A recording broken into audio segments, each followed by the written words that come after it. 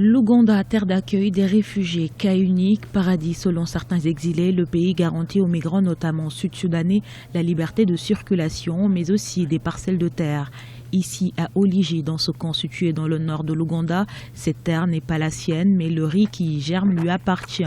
Grâce à la générosité de ses voisins, Kinshanja en fait suffisamment pousser pour subvenir aux besoins des 22 enfants réfugiés dont elle a la charge. Avec l'agriculture, vous pouvez même bêcher, vous pouvez même semer des légumes verts pour pouvoir les manger, ce qui signifie que lorsque vous êtes autonome, vous pouvez tout faire vous-même.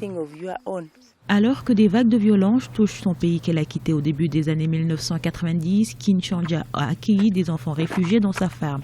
Et grâce à une aide du Programme alimentaire mondial, elle cultive des terres appartenant à son voisin ougandais, autrefois réfugié. Quand nous étions au Sud-Soudan, je me suis rappelé à quel point ils étaient gentils envers nous.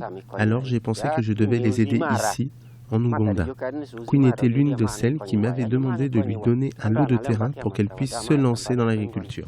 Depuis le début de la crise sud-soudanaise, environ 400 000 personnes ont perdu la vie et plus d'un tiers des 12 millions d'habitants du pays ont été déplacés, provoquant la plus grande crise de réfugiés en Afrique depuis le génocide rwandais de 1994.